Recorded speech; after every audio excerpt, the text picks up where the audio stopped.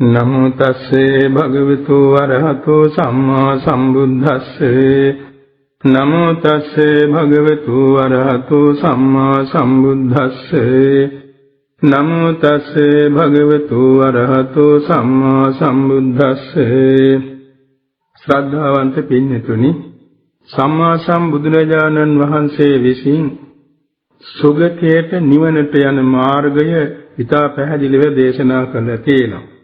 ඒ සඳහා මේ මොහොතේදී අපි සෑම දිනම උදාපත් වූ මෙලින්පුර 15වක් පොහොව දවස නිමිත්තෙන් මේ සද්ධර්ම වර්ෂාව භාවනා වැඩසටහන සඳහා සහභාගී වෙමු.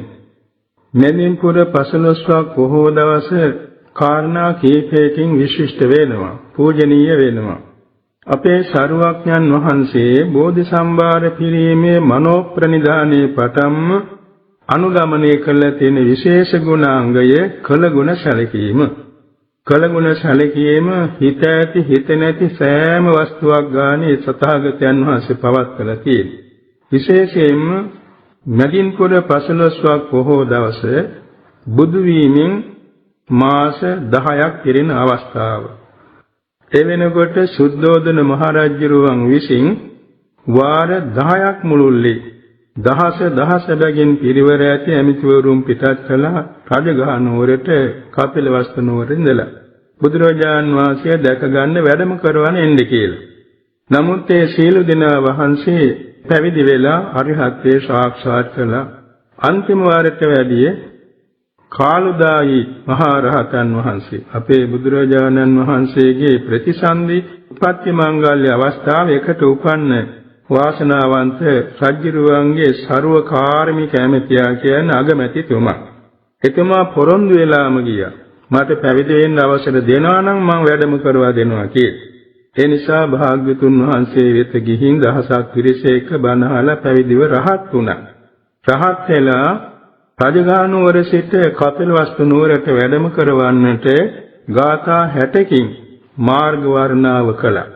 ඒ ආරාධනයේ පිළිගත් බව සුද්ධෝදන මහරජුරුවන් වෙත දිනපතා අහසින් ගමන් කරමින් කියනවා.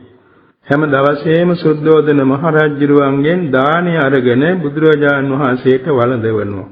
හරියටම අද වෙනි දවසක තමයි 20000ක් මහා රහතන් වහන්සේ පිරිවරාගෙන රජගහ නුවර වේළුවනාරාමයෙන් ඒ මව්පියන්ද ධර්මානුශාසනා පවත්වන්න ඥාති සංග්‍රහය වශයෙන් කළගුණ සලකන්න වඩින්න පටන් ගත්ත දවස. මේක අපි සෑම දෙනාට වැදගත් ආදර්ශයක්.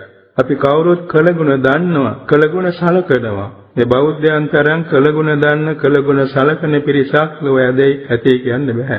ඒ නිසා ඒ උතුම් කළගුණ සැලකීමේ උතුම් අවස්ථාව සිහි ගන්වන උපෝසත දවසයි අද අපට උදාපත් තිබෙන්නේ. ඒ වැඩි ගමනේදී දින 60කින් තමයි හරියට වෙසක් පොහොය දවසේදී බුදු වීමෙන් අවුරුද්දක් පිරෙන වෙසක් පොහොය දවසේදී කපිලවස්තු නුවරට වැඩම කරවලා ඥාති සමාගමේ යමා මහ පෙළහර පාමින් විසුතුරු ධර්ම දේශනා පවත්වලා මල්වැසි වස්සවල පොළොව පවා කම්පා වෙද්දී කෝටි ලක්ෂ ගණන් ජනතාව නිවන් පුර පමුණුවා වදාළ අසංඛ්‍ය ගණන් ජනතාව මඟඵල නිවනටපත් වුණා. අවසරයි ස්වාමීන් වහන්සේ, භාවනා වැඩිදුර කරගෙන යාමට කැමති අය විසින් ඒ සඳහා සුදුසු උපදෙස් දෙන කල්යාණ මිත්‍රයන් වහන්සේ කෙනෙක් සොයාගන්නේ කෙසේද?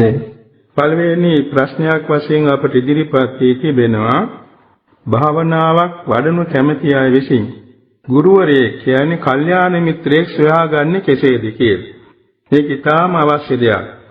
මේ භාවනාව කියන්නේ ඇත්ත වශයෙන්ම බොහෝ සෙයින් දෙව්ලොවට බඹලොවට නිවනට යන මාර්ගයක්. ඒ මාර්ගයේ ගමන් කරන්ද කල්යාණ මිත්‍ර උපදේශ ඕනෙමයි.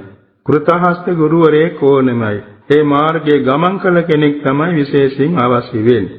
විශේෂයෙන්ම ඒ සඳහා ප්‍රධානම කල්යාණ මිත්‍රත්වයේ සම්මා සම්බුදුරජාණන් වහන්සේටයි පැවරෙන්නේ. ඊළඟට අග්‍ර ශ්‍රාවක දෙනම වහන්සේ.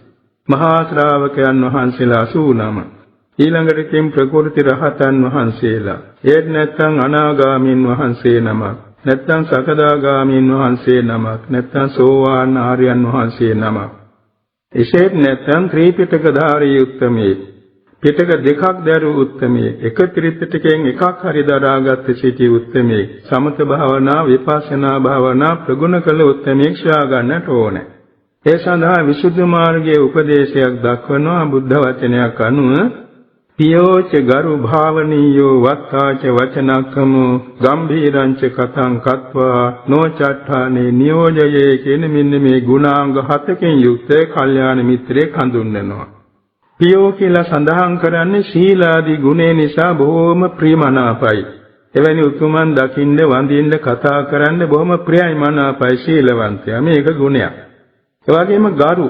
උන්වහන්සේලා බොහොම ගරු කටයුත්තේ. මොකද අර චිත්ත සංතාන තුළ උසස් ගුණ වඩා වර්ධනය කරගෙන බොහොම ගැඹීරත්වයක් තියෙනවා. ගරු කටයුතු බවක් තියෙනවා. භාවනීයෝ කියන්නේ ඒ වගේම බොහොම ගරු කළ යුතු බවයි. ඒ වගේම ශිෂ්‍යයන්ගේ අනුගාමිකයන්ට යම්කිසි වරදක් තියෙනවා නම් ඒක හරියට පැහැදිලි කරලා දෙන්න සමර්ථයි. ඒ වගේම සුදුසු තැනට අනුව උන්වහන්සේලා උපදෙස් දෙනවා. එතකොට ඒ වගේම ගැඹුරු දහම් කරුණු කියා දෙන්න සමර්ථයි. ඒකම සමහර ශිෂ්‍යයන්ගේ අඩුපාඩුකම් ගැන හරි, දෝෂාරෝපණ ගැන හරි, ඒ වගේම යම් දුර්වලකම් ගැන කිපෙන්නේ නැහැ. කිපෙන්නේ නැති බොහොම ඉවසිලිමත් ගුරුවරයෙක් වෙන්නට ඕනේ. ඒකම නිවනටම යොමු කරන, ඒ කියන්නේ දහමටම යොමු කරන ගුරුවරයෙක් වෙන්න ඕනේ. නිකම් බාහිර වැඩට යොමු කරන්නේ නැතුව දහමට කියන්නේ සමථ විපස්සනා භාවනාවට යොමු කරන, නිවන් මඟ කියා දෙන කල්යාණ මිත්‍රයෙක් වෙන්නට ඕනේ. මෙන්න මේ ගුණාංගයන්ගෙන් යුක්ත නම් ඒ තමයි උපදේශ ගන්න සුදුසු කල්යාණ මිත්‍රයන් වහන්සේ. එවැන්නෙකු ගැන සොයා බලා උන්වහන්සේට පැමිණ බොහෝම ගෞරවයෙන් වැඳ නමස්කාරයෙන් තමන්ගේ ජීවිතේම පූජා කරන්නට ඕනේ. ස්වාමීනි මගේ ජීවිතය ඔබ වහන්සේට පූජා වේවා. ඔබ වහන්සේ සතු කෙනෙක් වශයෙන් මට ආවාද අනුශාසනා ලැබේවා කියලා තමන්ගේ සංකාණයේ තියෙන නිහතමානීකම පවරන්නට ඕනේ. මේ නිහතමානීකම මොනතරම් අවශ්‍යද කියනවා නම් පෝටිල ස්වාමින් වහන්සේ ගුරුවරයෙක් හොයාගෙන ගියා භාවනා වඩන්න. පෝටිල ස්වාමින් වහන්සේ ත්‍රිපිටක ධාරී උත්තමයේ දහස් ගණන් ගිහි පැවිදි ශිෂ්‍යයන්ට ධර්ම විනය උගන්වපු ගුරුවරයෙක්. බුදුරජාණන් වහන්සේ එක වචනයකින් ධෛර්යමත් වෙලා ආරණ්‍ය සේනාසනයකට වැඩියා රහතන් වහන්සේලා 30 නමක් ඉන්න තැනකට. එයින් 29 නමක්ම උන්වහන්සේට ආවාද අනුශාසනා කරන්න බාරගත්තේ නෑ. මොකද මේ පෝටිල ස්වාමීන් වහන්සේ බොහොම මාන්නාධිකයි කියලා හිතාගෙන. අන්තිමට හිටිය 7 අවුරුදු රහත් සාමණේරයන් වහන්සේ නමක්. එතෙන්දත් ගිහින් මේ පෝටිල ස්වාමීන් වහන්සේ උත්කුටකෙන් වාඩි වෙලා වැඳගෙන කියා හිටියා සත්පුරුෂේ මට පිහිට වෙන්න, මට උපදේශයක් දෙන්න මේ භාවනා මාර්ගය ගැන. ඒ වෙලාවේ මේ රහත් 7 අවුරුදු රහතන් වහන්සේ කියනවා ස්වාමීනි මම ඔබ වහන්සේගේ මුණුබුරෙක් වාගේ. ඉතින් මා වැනි කෙනෙකුගේ වචනයට ඔබ වහන්සේ අවනත වෙයිද? නෑ සත්පුරුෂේ මට කියන ඕනම දෙයක් මම කරන්නම්. මම බොහෝම ගෞරවයෙන් මගේ ආරාධනය කරන්න කියලා. ඒ වෙලාවේදී කිව්වා එහෙනම් ඔය පොකුණට බහින්න. එතන තිබුණ වතුර පිරිච්ච පොකුණ. අනේ මේ ස්වාමින් වහන්සේ සිවුරුත් තෙමාගෙන පොකුණට බැස්සා. ඊට පස්සේ ගෝහා ගොඩ එන්න. ඒ වෙලාවෙත් ගොඩ ඇවිල්ලා අයමත් උත්කුටුකෙන් වාඩි වෙලා වැඳගෙන මේ සාමණේර නම ඉදිරියේ වැඳගෙන තමයි කමඨහන් ලබා ගත්තේ. හැබැයි එකම කමඨහනෙන් භාවනාවෙන් ඒ ස්වාමින් වහන්සේ එකම ආසනයේදී සෞඛලෙස් නසා මහා රහත් භාවයට පත් වුණා. මේ තමයි කල්යාණ මිත්‍ර ඇසුරේ තියෙන වටිනාකම. ඒ ස්වාමින් වහන්සේ ත්‍රිපිටක ධාරී වුණාට තනියෙන් භාවනා කරන්න ගියේ නැහැ. තනියෙන් භාවනා කරන්න ගියා නම් සමහර විට අත්හැරදී සිදු වෙන්න පුළුවන්. අද බොහෝ දෙනා තනියෙන් භාවනා කරලා බොහෝ අපහසුතාවන්ටපත් වූ අවස්ථා දැකලා තියෙනවා. ඒ නිසා මේ විදිහේ ගුරුවරයෙක් සපයා ගැනීම අපට අත්‍යවශ්‍යයි කියන එක සෑම දිනම පිළිගත යුතුයි. ත්වන් සරණයි. ස්වාමීන් වහන්සේ භාවනා ආරම්භය කෙසේද? ත්වන් සරණයි. භාවනාවක් ආරම්භ කිරීමේදී තියෙන අපූර්ව කෘති විද්‍යාව. පළවෙනි කාරණේ තමන්ගේ සීලය පිරිසිදු කරගන්නට ඕනේ. තමන් රක්නා සීලය ගිහි සීලයක් හෝ පැවිදි සීලයක් හෝ සීලය පිරිසිදු කරගන්නට ඕනේ. සීලේ පදනමක් මේ භාවනාව දියුණු කරගන්නට මහ පොළොවෙන් පිහිට වෙන්නේ සීලයයි. ඊළඟට තමන්ගේ ශරීරය පිරිසිදු කරගෙන තියෙන්නට ඕනේ. භික්ෂුන් වහන්සේ නමක් නම් ඉසගේ රවුල් බාලා, නියපොතු බාලා, සිවුරු හොදගෙන, සිවුරු පඳු පොවාගෙන එවාගේ තමන්ගේ පිරිකර පිරිසිදුවෙන් තියාගන්න ඕනේ. ඇඳ ඇතිලි කොට්ටෙ මෙට්ටේ පිරිසිදුව තියාගන්න ඕනේ. වාසනේ පිරිසිදුව තියාගන්න ඕනේ. වටපිටාව පිරිසිදුව තියාගන්න ඕනේ. මේ වාගේ පිරිසිදු බව ඉතාම අවශ්‍යයි. ගිහි කෙනෙක් වුණත් ඒ විදිහටම සියල්ලෙන් පිරිසිදු වෙලා ඉන්නට ඕනේ. අනික් කාරණේ තමයි දැන් භාවනා කරන්න සුදුසු තැනක් තෝරා ගන්නට ඕනේ. බොහෝසෙන් වාඩි වෙන තැන. ඒ කියන්නේ වාඩි වෙන ස්ථානයේ බාහිර ශබ්ද බද්ද වලින් තොර, ඒ වගේම හොඳට වාතාශ්‍රය ඇති ආලෝකය ඇති තැනක්ම තෝරා ගැනීම අවශ්‍යයි.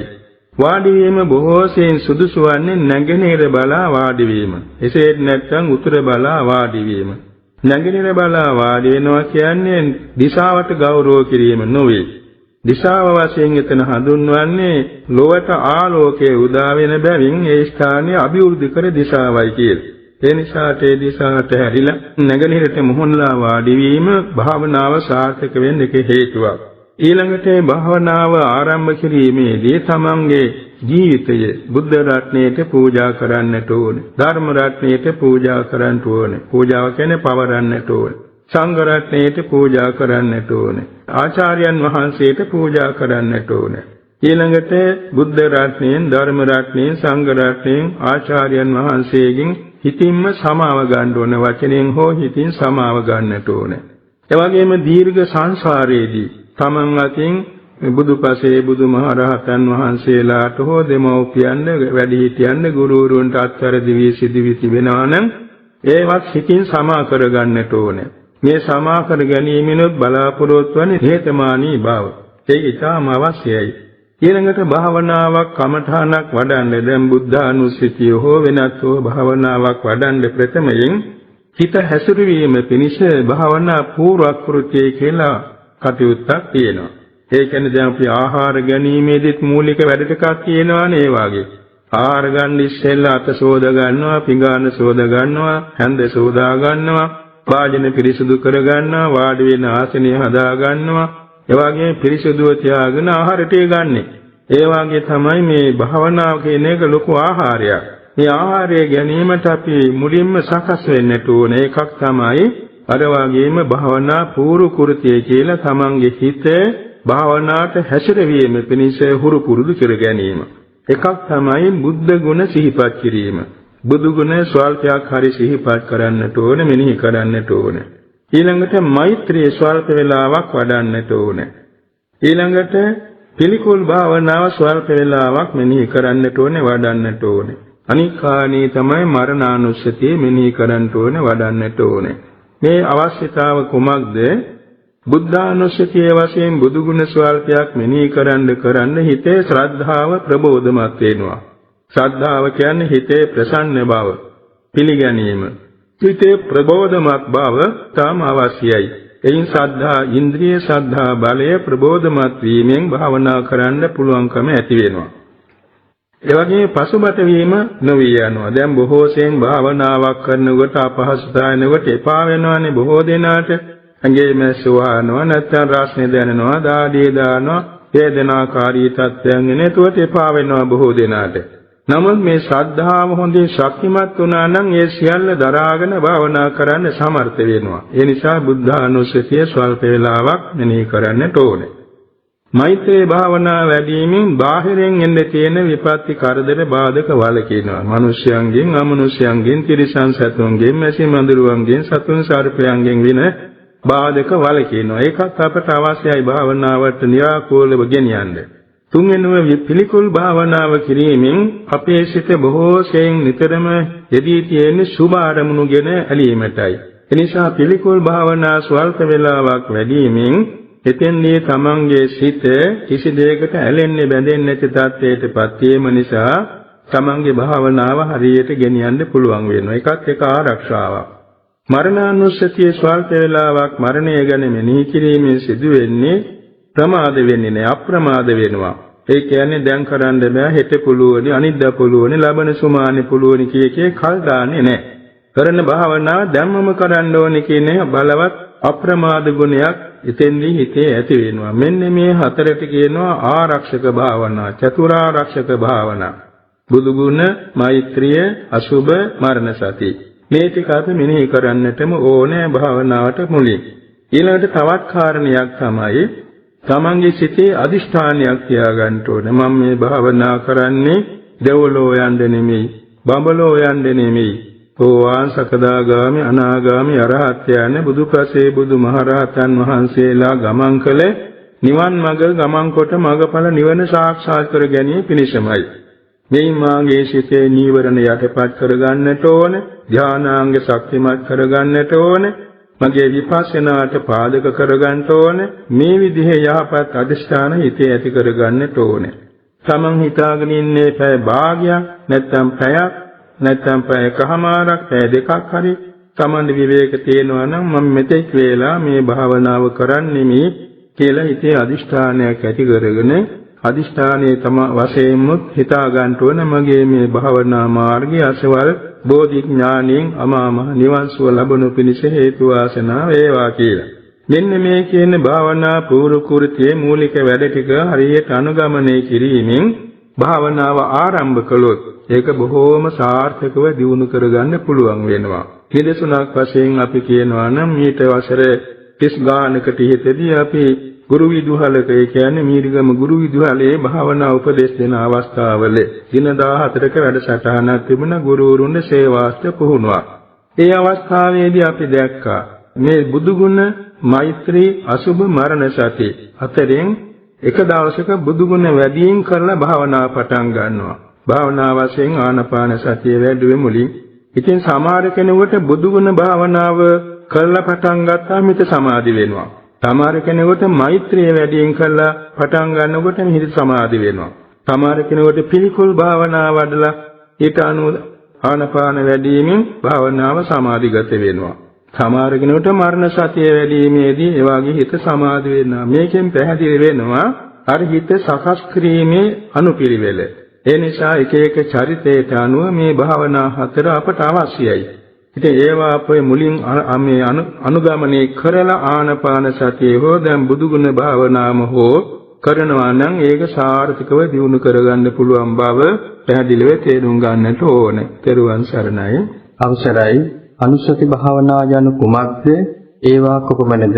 ත්වන් සරණයි. බුදුරජාණන් වහන්සේ දෙසූ සමත භාවනා සියල්ල 40ක් තියෙනවා. මේ 40න් තියෙනවා 10ක් අනුස්සති භාවනා කියලා. මේ අනුස්සති කියන්නේ නැවත සිහි කරන භාවනා කියන එකයි. නැවත සිහි කරනවා.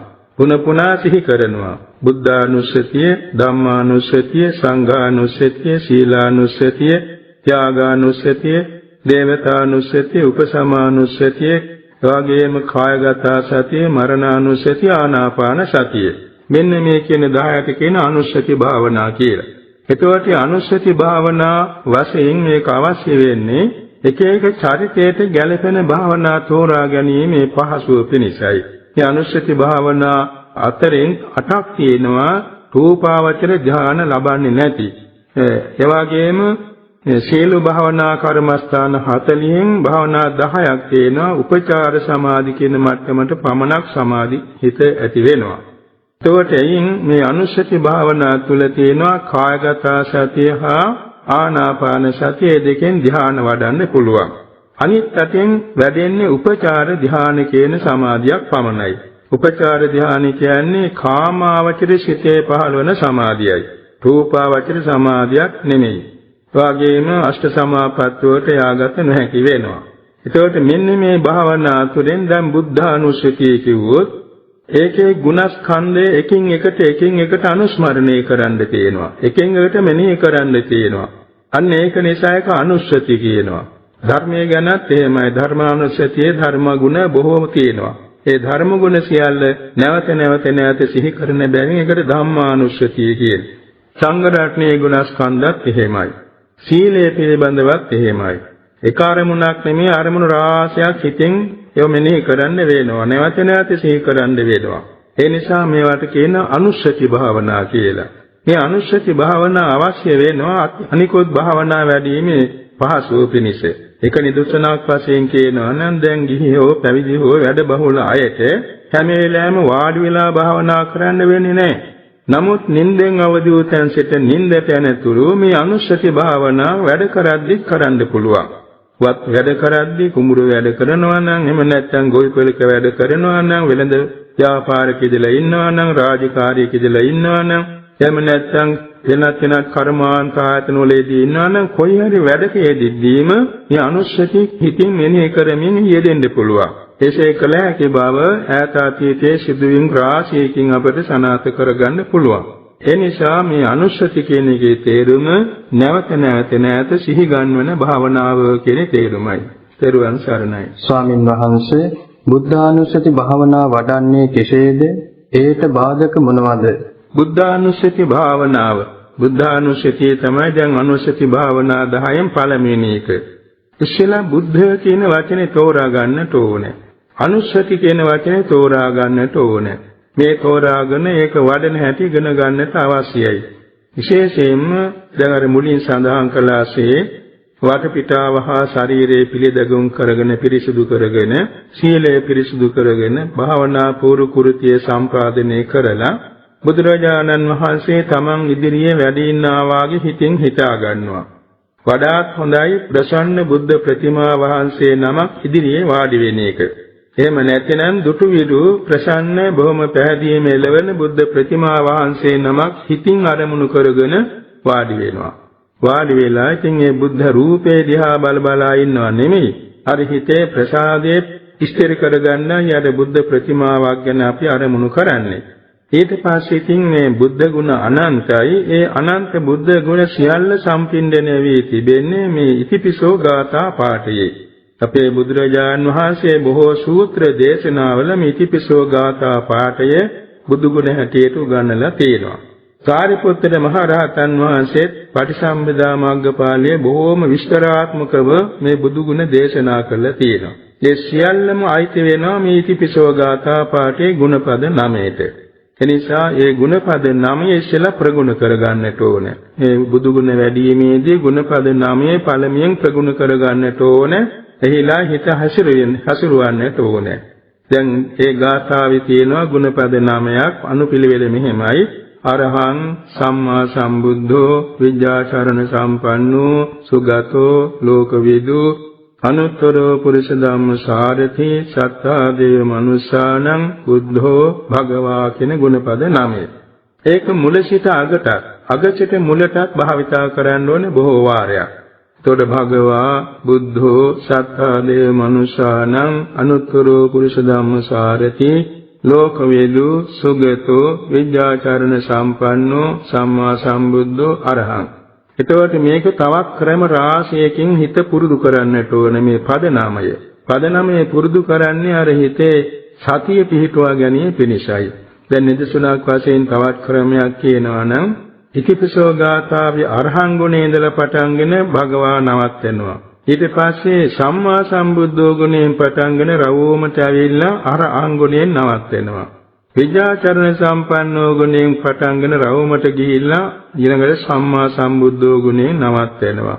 සුගතෝ ගුණයෙන් පටන්ගෙන රවෝමට ඇවිල්ලා විද්‍යාචරණ සම්පන්නෝ ගුණයෙන් නවත්වනවා. මෙහෙම දක්ෂිනාවර්තෝ රවෝමට හිත යවනවා. ඊට පස්සේ ආපස්සටත් ඒ වගේ පුරුදු කරන්නට ඕන ගුණ නාමයේ. භගවා ගුණයේ ඉඳලා අරහන් දක්වා එනවා. බුද්ධෝ ගුණයේ ඉඳලා ආපස්සට ඇවිල්ලා ආපසු භගවා ගුණයට යනවා. ඊළඟට සත්තාදේ මනුෂ්‍යානං ගුණයෙන් පටන්ගෙන මුලට ඇවිල්ලා අයමත් අර රවුමින් බුද්ධෝ ගුණයෙන් නවත්තන. ඔහොම රවුමට එන්න පුළුවන්. මුල සිට අගට යන ක්‍රමයේ අග සිට මුලට යන රවුම් හැටියට මේ චක්‍ර විදියට මෙනෙහි කරන්න. මේ සියල්ලෙන් කරන්නේ හිත ඒ අරමුණු කෙරෙහි පිහිටුවා ගැනීමේ අවශ්‍යතාව ගැන සිහිය පිහිටුවා ගැනීමටයි. ඉතින් මේ පද සියල්ලම හොඳට මතක තියාගන්න පුළුවන් වුණාට පස්සේ තවත් ඒකට ගන්නවා එක වචනයක්. සෝ භගවා ඉතිපි අරහං සෝ භගවා ඉතිපි සම්මා සම්බුද්ධෝ සෝ භගවා ඉතිපි විද්‍යාචරණ සම්පන්නෝ. මේම සෝ භගවා ඉතිපි කියන වචනේ පද 9ටම සම්බන්ධ කරනවා මුල සිට අගටම. ඊළාට අග සිට මුලටත් ඒ පද 9 සම්බන්ධ කරගෙන කියනවා. සෝ භගවා ඉතිපි භගවා සෝ භගවා ඉතිපි බුද්ධෝ සෝ භගවා ඉතිපි සත්තා දේව මනුෂ්‍යානං සෝ භගවා ඉතිපි අනුත්තරෝ පුරුෂ ධම්මසාරති. මේ ක්‍රමයට ආපස්සටත් ගන්නවා. ඒකෙන් කරන්නේ පද සම්බන්ධයක් තේරුම් කරගැනීමේ පහසුව පිණිස පද සම්බන්ධය ඇති කරගන්නේ. ඊළඟට ඒක මෙනෙහි කරනවා සිංහල තේරුම් වශයෙන් තමන්ගේ භාෂාවෙන් මෙනෙහි කරනවා. සෝ භගවා ඉතිපි අරහං ඒ මාගේ ස්වාමී වූ භාග්‍යවතුන් වහන්සේ මෙසේද අරහත් නම් වනසේක. සෝ භගවා ඉතිපි සම්මා සම්බුද්ධෝ ඒ මාගේ ස්වාමී වූ භාග්‍යවතුන් වහන්සේ මෙසේද සම්මා සම්බුද්ධ නම් වනසේක. සෝ භගවා ඉතිපි විඤ්ඤාචරණ සම්පන්නෝ ඒ මාගේ ස්වාමී වූ බුදුරජාණන් වහන්සේ මෙසේද විඤ්ඤාචරණ සම්පන්න නම් වනසේක. සෝ භගවා ඉතිපි සුගතෝ ඒ මාගේ ස්වාමී වූ භාග්‍යවතුන් වහන්සේ මෙසේද සුගත නම් වනසේක. සෝ භගවා ඉතිපි සත්තා දේව මනුෂ්‍යානං ඒ මාගේ ස්වාමී වූ භාග්‍යවතුන් වහන්සේ සෝ භගවා ඉතිපි ලෝකවිදු ඒ මාගේ ස්වාමී වූ භාග්‍යවතුන් වහන්සේ මෙසේද ලෝකවිදු නම් වනසේක. සෝ භගවා ඉතිපි අනුත්තරෝ පුරුෂ ධම්මසාරති ඒ මාගේ ස්වාමී වූ බුදුරජාණන් වහන්සේ මෙසේද අනුත්තර පුරුෂ ධම්මසාරති නම් වනසේක. සෝ භගවා ඉතිපි සත්තා දේව මනුෂ්‍යානං ඒ මාගේ ස්වාමී වූ භාග්‍යවතුන් වහන්සේ මෙසේද ශාස්ත්‍රෝ නම් වනසේක. දෙවි මිනිසුන්ගේ ශාස්ත්‍රෝ නම් වනසේක. සෝ භගවා ඉතිපි බුද්ධෝ ඒ මාගේ ස්වාමී වූ භාග්‍යවතුන් වහන්සේ මෙසේද බුද්ධ නම් වනසේක. සෝ භගවා ඉතිපි භගවා ඒ මාගේ ස්වාමී වූ භාග්‍යවතුන් වහන්සේ මෙසේද භගවා නම් වනසේක කියලා මුල සිට අගට තමන්ගේ භාෂාවෙන් මෙනෙහි කරනවා. ඊට පස්සේ අග සිට මුලටත් ඒ ක්‍රමයට මෙනෙහි කරනවා. හැබැයි මේ මෙනෙහි කිරීමේදී හිතින් හෝ වචනෙන් හෝ කියවීමේදී වේගයෙන් කියන්න සුදුසු නැහැ. ඒ වගේම ඊටාම පමාවෙන් කියන්න සුදුසු නැහැ. තමාට පහසු හැටියට හිත තැන්පත් වෙන හැටියට මොනේ කියවන්න. ගොඩාක් ඡන්ද නඟලා කියවන්නේ තමන්ද පමණක් ඇහෙන්න කියව ගන්නට ඕනේ.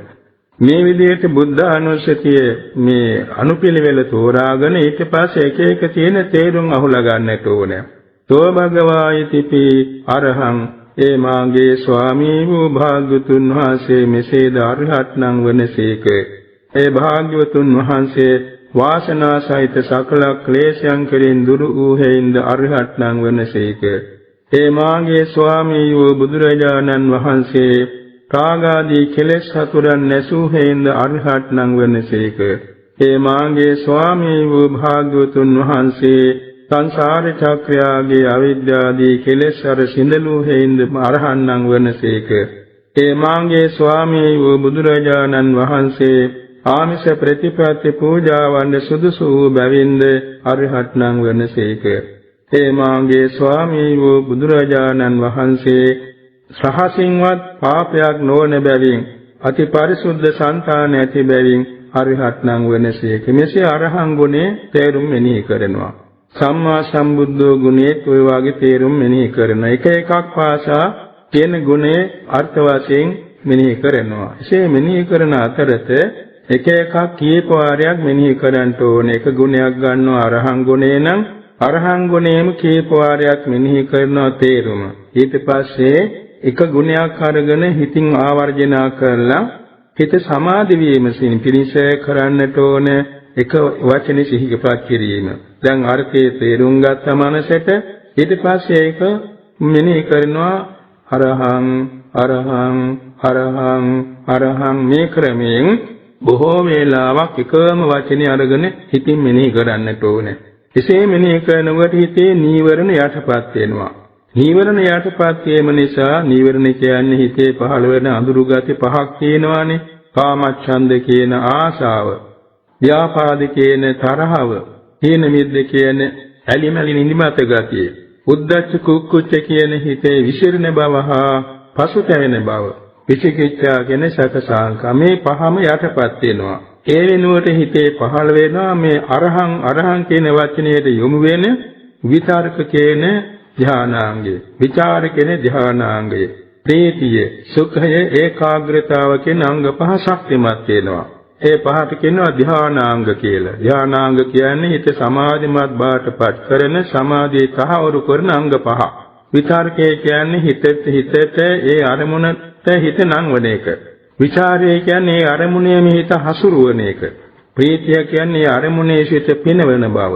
සුඛය කියන්නේ ඒ අරමුණෙහිලා සිත සපවත් කරන බව.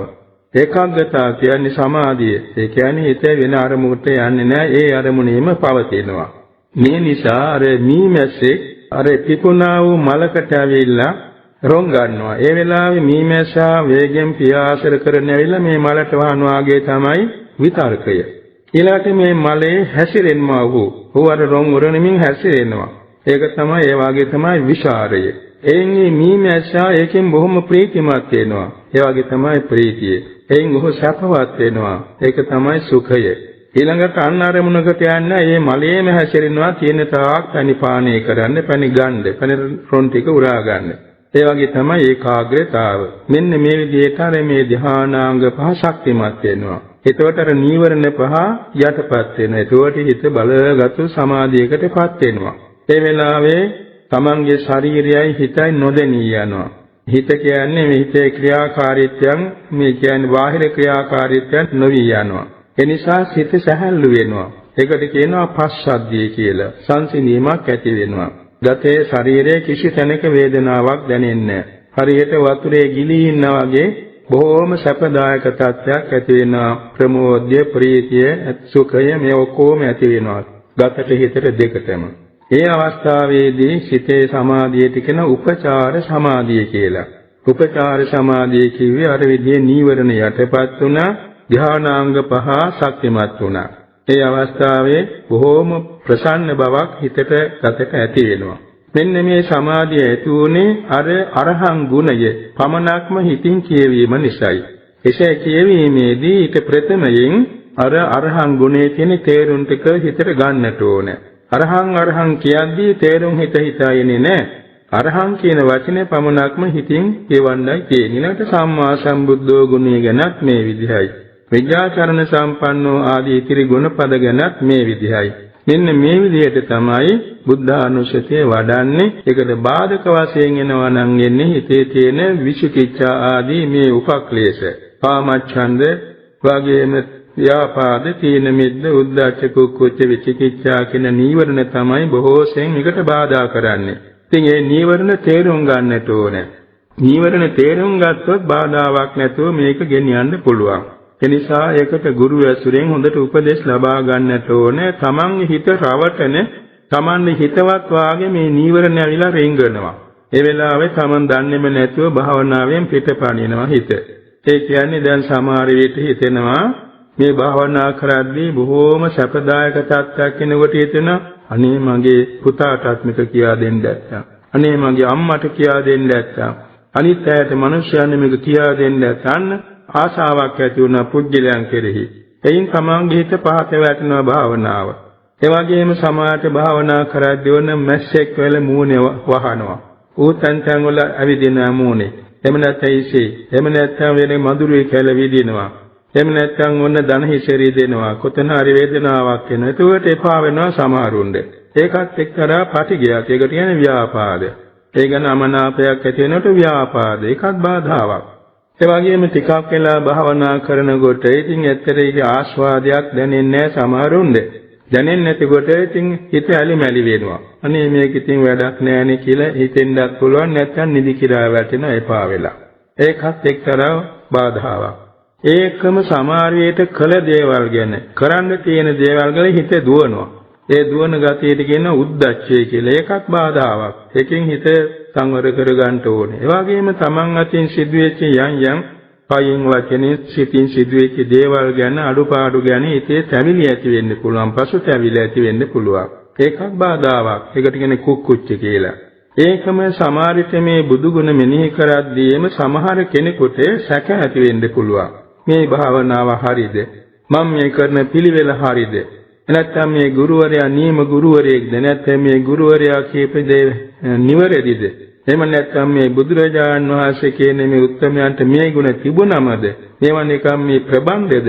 ඔය වගේ සිතිවිලි එන්න පුළුවන් නොදන්නකම නිසා, අනුවණකම නිසා. ඒකට කියන විචිකිච්ඡාව කියලා. උන් ඔය කියන්නේ බාධා බුදුගුණ භාවනාවට පමණක් නෙමෙයි අනිත් භාවනාවලටත් බාධා හැටියට සඳහන් කරන්න පුළුවන්. ඔය මනෝ ගැටලු හැටියට පිළිගන්නට ඕන. ත්වන් සරණයි. ස්වාමීන් වහන්සේ බුද්ධානුස්සතිය වැඩිීමේ ආනිසංශ මොනවාද? තෙරුවන් සරණයි. මේ බුද්ධානුස්සතිය වැඩිීමේ ආනිසංශ රාශියක් තියෙනවා. එකක් තමයි අර සුඛ බුද්ධං ප්‍රබුද්ධන්ති ආදී ගාථාවේ සඳහන් වූ පරිද්දෙන්ම සැපසේ නිින්ද යනවා. බොහෝම සැපසේ නිින්ද යනවා. සැපසේම අවදි වෙන්නත් හැකි වෙනවා. නපුරුෂේන නොදකින්නෙක් වෙනවා. කවදාකවත් සිහිනකින්වත් භයක් ඇතිගෙනින්නක් ඇති වෙන්නේම නැහැ. ඒ වගේම සිහිනකින්වත් අකුසල සිතිවිල්ලක්වත් පහළ වෙන්නේ නැහැ. ඒ වගේම තමන්ගේ ඒ භාවනාව නිසා බුදුගුණ වැඩිම නිසා මිනිසයන්ට ප්‍රියමනාප වෙන දුටුදුටුවන්ගේ ප්‍රසාදය ලැබෙනවා. දෙවියන්ගේත් අමනුෂ්‍යයන්ගේත් ප්‍රියමනාප බව ලැබෙනවා. දෙවියන්ගේ ආරක්ෂාවත් ලැබෙනවා. ඒ වගේම සතෙක් පෑගුණත් දෂ්ට නොකරන තරමට තමන්ගේ ආනිසංශයක් ඇති වෙනවා. ඒ කියන්නේ වසවිස අවියාවුද ගිනි විපත්ති වළකිනවා. ඒ වගේම බුද්ධානුස්සතිය වැඩිම නිසා බොහෝ සෙයින් ශරීර වර්ණයත් ප්‍රසන්න වෙනවා. එපමණක් හිත බොහෝ සෙයින් සමාධිගත වෙනවා වහ මොකද කාරණේ බුදුගුණ වඩන්න නීවරණ ඈත් වෙන නිසා හිත සමාධිමත් වෙනවා. එපමණක් නෙමෙයි බුදුරජාණන් වහන්සේ ගැන බුද්ධ ගුණ ගැන පුදුමාකාර ගෞරවයක් ප්‍රසාදයක් බුහුමානයක් ඇති වෙනවා. ඒ වගේම බලවත් ප්‍රමෝදයක් ඇති වෙනවා. එපමණක් නෙමෙයි ශ්‍රද්ධාවෙන් ප්‍රඥාවෙන් ස්මෘතියෙන් එවැගේම පුණ්‍ය මහිමයෙන් උසස් බාටපත් වෙනවා. එපමණක් නෙමෙයි බිය තැති ගැනීම නැති කෙනෙක් වෙනවා. කොයි වෙලාවකවත් හිතට බයක් ඇති වෙන්නේ නැහැ. අමනුෂ්‍යයෙක් ඉස්සරහටවත් බය ඇති වෙන්නේ නැහැ. සතෙක් සර්පයක් ඉස්සරහටවත් බය වෙන්නේ නැහැ. අර පසුගිය කාලේ අපට අහන්න ලැබුණ සිද්ධියක් කුඩුම්බිගලේ හිටියා මෛත්‍රී උපාසක කියලා. පස්සේ තමයි මෛත්‍රී නම ලැබුණේ. ඒ වශයෙන් බෞද්ධ කෙනෙක් නෙමෙයි ක්‍රිස්තියානි කෙනෙක්, කතෝලික ආගමේ කෙනෙක්. ඔහු ඉතින් ඒ වනාන්තරේ ඉන්නකොට එක දවසක් දවල් නිින්ද ගිහිල්ලා උට හීනයක් ලැබුණා. මොකද්ද මේ හීනේ? මෙන්න මේ මන්ත්‍රය මතක තියාගන්න කියලා. ඉතිපිසෝ ගාථාව. උට ඉතිපිසෝ ගාථා පාඩම් තිබුණා. ඔහු හිතුවා මේක අපේ ආගමේ එකක් නෙමෙයි, මේක බුද්ධ ආගමේ එකක් නේ කියලා. නමුත් එදාම හවස ඔහු ඇවිදගෙන යනකොට මේ දොලකින් බහගෙන යනවා මේ දර හොයන්න හරි යම්කිසි දෙයකට. යනකොට විශාල දැවැන්ත වලහක් ඉස්සරහටම ආවා. වලහත් ඒ පැත්තෙන් බෑගෙන යනවා දොලට, මේ අත මේ පැත්තෙන් බෑගෙන යනවා. මූණට මූණ හිටියා. මේ මිනිස්යාට වෙන දෙයක් නෙමෙයි ඉතිපිසෝ ගාථා සිහි වුණා. සිහි වෙච්ච ගමන්ම කියනකොට වලසා මිදුලේගෙන් ආපසු පැනලා ගියා. පුදුම ආශ්චර්ය සිද්ධියක්. එදායින් පස්සේ තමයි ඔහු සැබෑ බෞද්ධයෙක් බාටපත් වෙලා ඒ ආරණ්‍යයක් බාටපත් කරන්න සමර්ථ වුණේ. ඉතින් මේ වාගේ සිදුවීම් කොච්චරවත් අහන්න දකින්න තියෙන. මේ නිසා කවදාකවත් බුදුගුණ වඩන්නේකට සතෙකුගෙන්වත් අනතුරක් වෙන්නේ නැහැ. ඒ වගේම අපට කුඩා කාලේ කියලා දීලා තියෙනවා මේ අකුණු පුපුරන වෙලාවේ දරුවනි ඉතිපිසෝ ගාථාව කියන්නේ. කවදාකවත් අකුණු සැර වදින්නේ නැහැ. ඒක සත්‍යම සිද්ධියක්. මේ වාගේ ඉතිපිසෝ ගාථා පුදුමාකාර අනුසස් දෙන දෙයක් ඉතිපිසෝ ගාථා ගැන බුදුගුණ. ඒ වගේම අර මහා කප්පෙන මේ මහරජුරු තමන්ගේ පිරිස දහසක් ඇමතියන් එක්ක අශ්වයන් පිටින් ගංගාවක් තරණය කළා කිසි ආපදාවක් නොවේ බුදුගුණ කියා. ඒ වගේම එතුමාගේ අගබිසෝ වෙන අනෝජා දේවිය ඇතුළු බිසෝවරු 1000ක් මේ යාන වාහන වලින් ඒ වගේම බුදුගුණ කියලා ගංගාවෙන් එතෙරු වුණා. ආශ්චර්යයි නේද? මේ ඔක්කොම බුදුගුණ ආනිසංස. ඒ අතෝ සසරදී බුදුගුණ වඩලා තියෙනවා. සසරදී පුරුදු කරලා තියෙන නිසා තමයි සිහි කළ පමණින් මේ අනුසස් ලැබෙන්නේ. එපමණක් නෙමෙයි මේ බුදුගුණ වඩන්නාගේ හිතේ ඇති වෙන ප්‍රීති සෝමනස්ය නිසා හරියට හඳ එළිය ඉරෙළිය වාගේ ආලෝකයේ පවා පහළ වෙනවා. පින්තුන් අහලා තියෙනවානේ අනාථපිණ්ඩික සිටුවරයා පළමු වරට බුදුරජාන් වහන්සේ දකින්න පාන්දර උදේ එළිය වැටෙන්න ඉස්සර පාන්දර පිටත් වෙලා ගියේ රජගහ නුර තමන්ගේ නැගිනේගෙන නිවසේ ඉඳලා. යන්න තියෙන හරියටම සෝම් පිට්ටයක් නැද්දි. දිගට මෙතුමාට මේ හඳ පායලා වගේ බොහොම ලස්සන ආලෝකයක් තියෙනවා. හැබැයි මූර්ත ශරීරයක් කකුලේ හැප්පෙනකොටම බය ඇති වෙලා ආලෝකෙ නැති වුණා. අයත් බුදුගුණ සිහි කරනකොට මෙන්න ආලෝකේ පහළ වුණා. ඒකෙන් පැහැදිලි වෙනවා සිතේ ආලෝකයක් පවා ඇති වෙනවා මේ බුදුගුණ නිතර මෙනෙහි කරන්නාට. ඒ වගේම කවදාකවත්ම බුදුරජාන් වහන්සේ අමතක වෙන්නේ නැහැ. බුදුරජාන් වහන්සේගේ එකට ජීවත් වෙනවා කියන සතුට ඇති වෙනවා. බුදුබව ලබන්න පවා හිත නැමෙනවා. එපමණක් නෙමෙයි තමන්ට වරදක් කරන්න කාරණයක් ඉදිරිපත් වෙයි කියලා බුදුරජාන් වහන්සේ තමන් ඉදිරියේ ඉන්නවා හිතට දැනෙනවා. ඒ නිසා වහා මේ අකුසලයෙන් වළකිනවා. ඒ නිසා සීලය පූර්ණේ කරන්නත් මේ බුදුගුණ පුදුම විදිහේ පිහිටක් වෙනවා. එපමණක් නේ සසර ගමනේදී දැන් මෙලව රහත් නුණා නම් සසර උපනුපන් තැන කවදාකවත් සතර අපායට වැටෙන්නේ නැහැ. පිටසක්වලක යන්නේ නැහැ. ඒ වගේම මිසදුතු ගන්නෙ නැහැ. මොනම ආගමක උපන්නත් මිසදුතු ගන්නෙ නැහැ. සම්මාදිට්ඨික වෙනවා. ඒ වගේම අර ත්‍රි හේතුක උත්පත්ති ලබන්න වාසනාවන්ත වෙනවා. එපමණක් නේ ලෝතර බුදු කෙනෙකුන් වහන්සේ පහළ වූසේක් නම් ඒ තනත්තා සොයාගෙන වඩිනවා. මේ තරමට ආනිසංස මෙලවත් පරලොවත් ලැබෙනවා. එපමණක් නෙවෙයි ඉතින් මේ බුදු ගුණ භාවනා වැඩිමින් සුගතියට ගිහිල්ලා ඉන්න නොනැවති භාවනා වඩලා මඟඵල නිවන් සුව ලබන්නත් හේතු වෙනවා. මෙන්න මේක නිසා ඒ බුදු ගුණ භාවනා පදනම් කරගෙන මෙලවම විපස්සනා වඩලා විපස්සනා ඥාන සියල්ල සම්පූර්ණ කරගෙන හේතු සම්ප්‍රාප්ත තිබුණා නම් සෝවාන් ආදී මාර්ගඵල නිවන් සුව ලබන්නත් මේ බුදු ගුණ භාවනාව හේතුපනිශ්‍රේ වෙනවා. ඒ බව අපි ගෞරවයෙන් පිළිගනිමු. තෙරුවන් සරණයි. අවසරයි. බුද්ධානුස්සතිය කිනම් චරිත ඇති අයට කැළපේද? බුදුරජාණන් වහන්සේගේ මේ භාවනා උපදේශ දීම ගැන සඳහන් වෙනවා.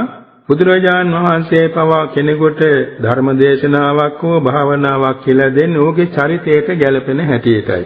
මේ සමසතලස් කර්මස්ථාන අතුරෙන් චරිත 6කට මේව බෙදෙනවා.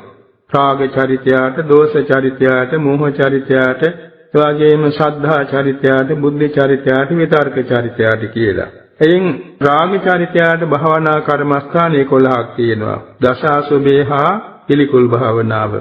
එවාගෙම දේශ චරිතයට භාවනා තියෙනවා 4ක්. මෙත්තා, කරුණා, මුදිතා, උපේක්ඛා ගුණ. එවාගෙම වර්ණ කසින 4කුත් තියෙනවා.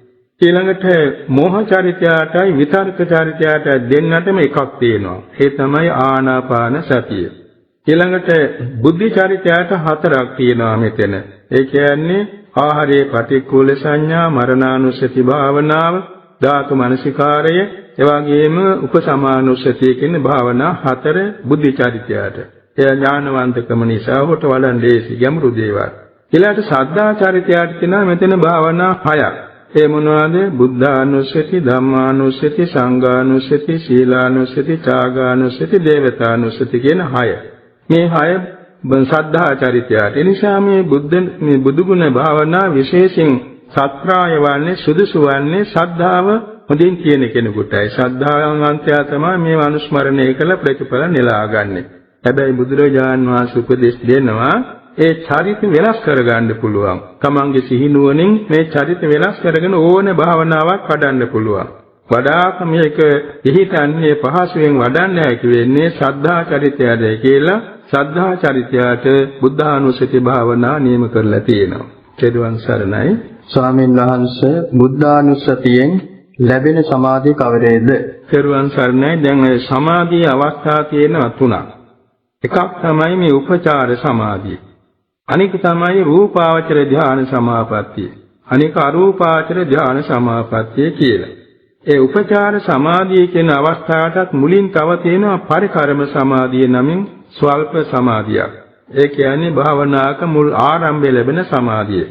දැන් අපි බුද්ධානුස්සතිය වර්ණ කොට උපචාර සමාධිය ලැබෙන්න මත්තෙන් ගත සංසිඳිලා ශරීරය බොහෝම සැහැල්ලු වෙලා ඒ වගේම මේ කිසිවක් බාහිර ආරමුණ නොගෙන අර මේ වතුරයට ගිලී ඉන්නා වගේ තත්ත්වයක් එනවා.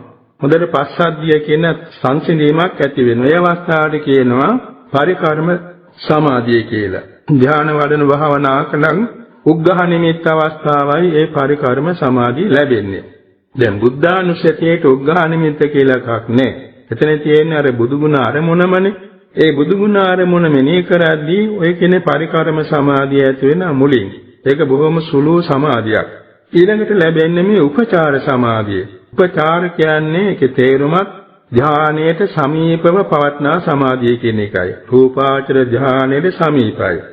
එතෙන්දි වෙනස තියෙන්නේ දැන් රූපාවචර ධානාදී අෂ්ට සමාපatti වල ධාන චිත්තය භවංගපතිත නොවි බොහෝ වේලාවක් අදිෂ්ඨාන කරන තාක් ඒක පවතිනවා.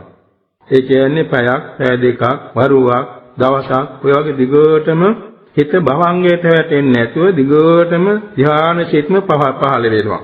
මේ උපචාර සමාධියම නෙමෙයි.